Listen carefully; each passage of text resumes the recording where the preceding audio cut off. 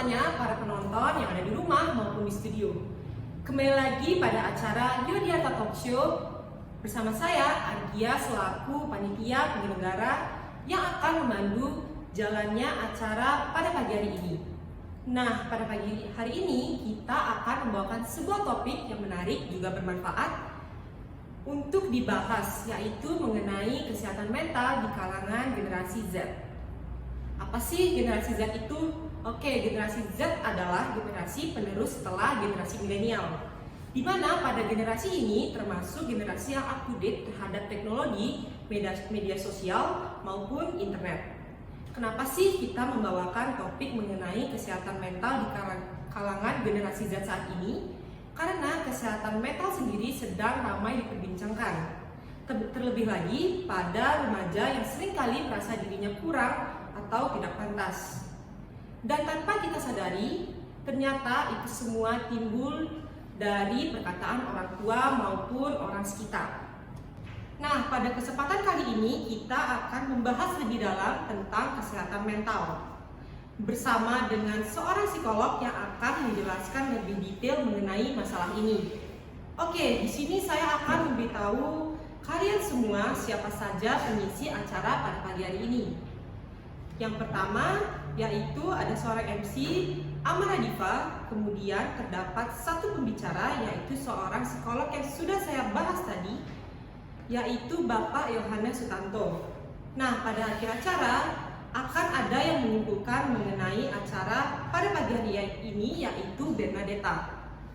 Tanpa berbasa-basi lagi, mari kita mulai acara pada pagi hari ini, dan acara akan saya alihkan kepada Saudari Amara Diva selaku MC pada talk show hari ini.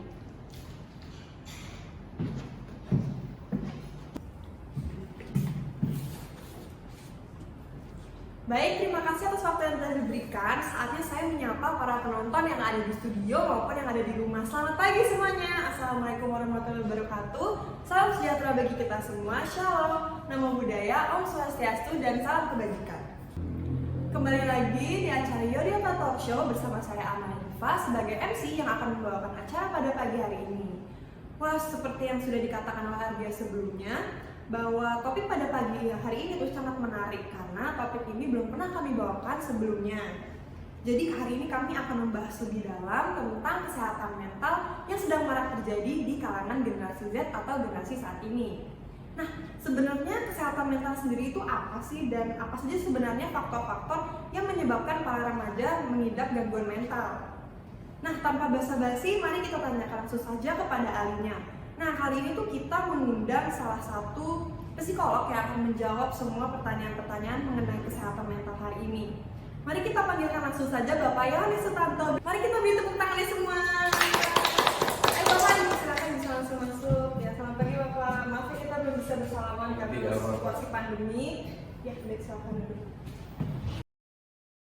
Selamat pagi Bapak. Terima kasih sudah berkenan datang ke acara talk show kami pada pagi hari ini. Nah, di sini saya akan bertanya nih Pak mengenai kesehatan mental. Kalau menurut Bapak sendiri sebagai seorang psikolog, kesehatan mental itu sendiri apa sih? Karena kan masih banyak sekali nih yang belum begitu paham mengenai pengertian kesehatan mental.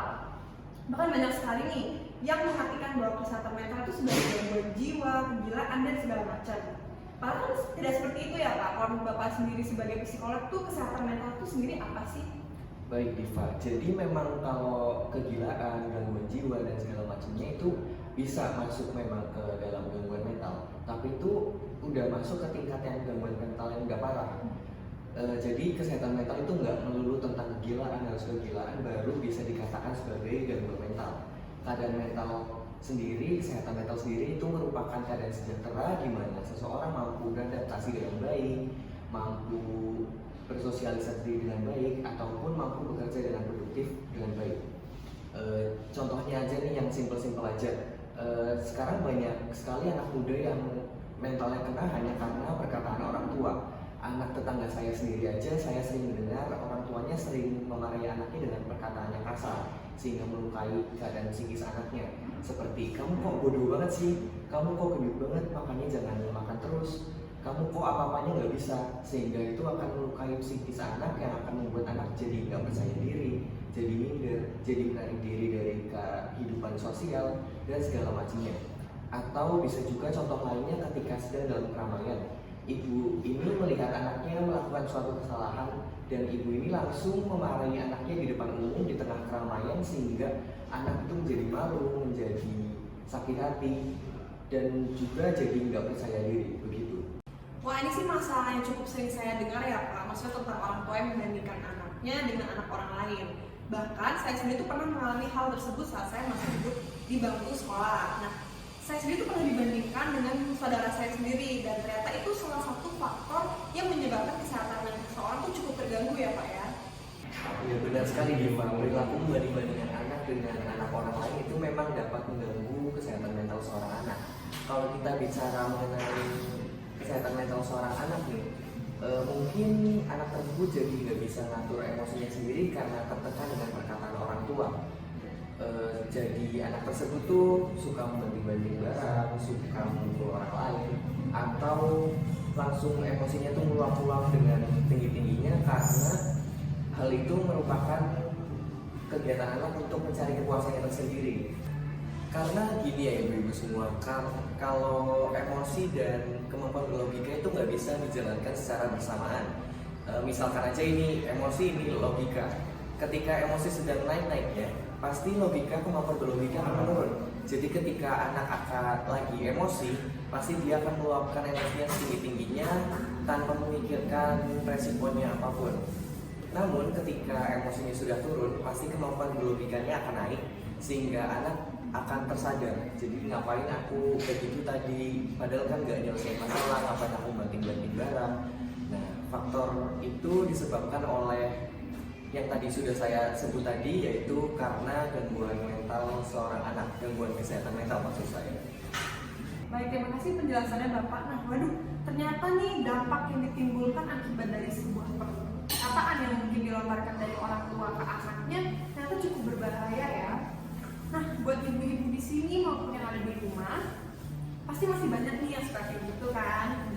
Nah, mungkin ibu-ibu sekalian di sini masih bingung ya, sebenarnya bagaimana sih cara mendidik anak yang benar dan menasihati anak yang benar itu bagaimana? Mari kita tanyakan langsung saja ke Bapak Yohanes. Gimana nih Pak caranya yang benar dalam mendidik anak supaya mental anak tetap aman? Mungkin Bapak bisa memberikan beberapa tipsnya ya Pak. Nah, bagi ibu-ibu semua, pasti ketika melihat anaknya nakal, tidak sesuai dengan keinginan ibu, pasti ibu bakal langsung emosi dan ingin memarahi anak secara langsung dengan memaki-makinya, dengan meneriakinya, dan menasihatinya dengan nada yang tinggi. Seharusnya hal tersebut jangan dilakukan terlebih dahulu. Ibu harus menenangkan diri terlebih dahulu, mengendalikan emosi, sehingga nanti akan menghadapi anak dengan kepala dingin. Pertama-tama, ibu harus mempertanyakan dulu kepada anak apa alasannya melakukan hal tersebut, mengapa ia melakukan itu, apa yang ia rasakan sehingga bisa melakukan hal tersebut. Namun selanjutnya ketika sudah mengerti apa alasan anak melakukan hal tersebut, ibu baru menasihatinya dengan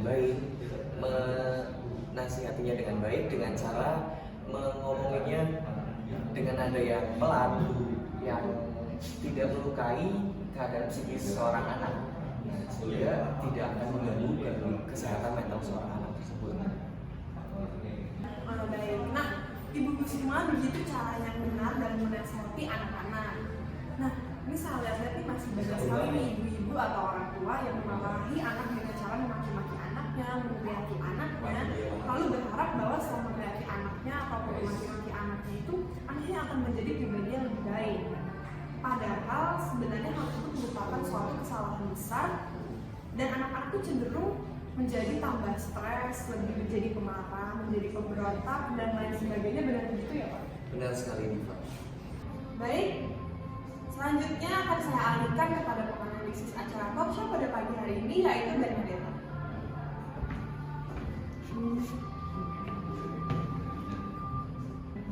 Oke, pembahasan yang kita angkat kali ini adalah kesehatan mental ya semuanya. Jadi saya sudah mencatat beberapa hal yang perlu diperhatikan. Nah, kesehatan mental dapat disebabkan oleh pengaruh lingkungan sampai keluarga. Nah, di sini sudahkah ibu-ibu memastikan dan memperhatikan kesehatan mental anak kalian di rumah. Kesehatan mental sendiri merupakan keadaan sejahtera di mana seseorang mampu untuk mengelola stres yang dimilikinya. Dirinya mampu beradaptasi dengan baik atau dapat bekerja secara produktif. Namun ketika seseorang tidak memiliki kesehatan mental yang baik dan kuat, maka dapat menimbulkan perasaan seperti stres, depresi, atau perasaan tidak berharga. Perasaan ini dapat dimulai dari kejadian yang traumatis atau tekanan batin atau toksik positivitas. Dengan ciri-ciri fisik pada seseorang yang mengalami depresi adalah selalu merasa lelah dan tidak bertenaga, pusing dan nyeri tanpa ada penyebab yang jelas, serta menurunnya selera makan. Hal-hal ini yang harus kita hindari. Oleh karena itu, orang tua harus memahami kondisi mental seorang anak.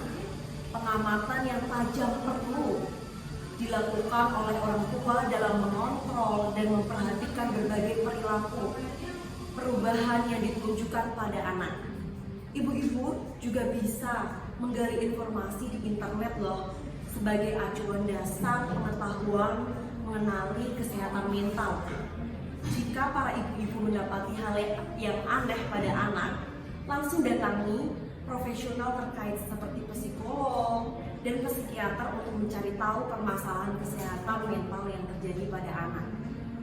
Nah, sebagai orang tua juga harus peka dan tanggap untuk memastikan anaknya tumbuh berkembang serta memiliki kesehatan mental yang baik. Peran orang tua yang dapat dilakukan, pertama, memperhatikan tugas perkembangan. Saat hamil, orang tua wajib memberikan janin mereka mulai dari bagaimana menjaga kesehatan fisik dan mental saat hamil. Ini dapat berpengaruh pada janin yang ada di dalam kandungannya. Kedua, membangun hubungan kelekatan dan keterbukaan. Bangun hubungan emosional dan kelekatan pada seorang anak. Ketika para ibu dapat membangun hal itu kepada anak-anak, pasti anak-anak akan bersifat terbuka dengan para ibu. Bangun kedekatan ini dengan memberikan segenap pikiran, perasaan, dan perilaku hanya untuk bersamanya meluangkan waktu di sela kesibukan tanpa terdistraksi oleh hal lain. Ibu-ibu dapat melakukan kontak mata, sentuhan kulit agar anak merasa aman, mengajak bermain, mengobrol, dan menikmati waktu bersamanya. Ketiga, membangun kepercayaan diri seorang anak.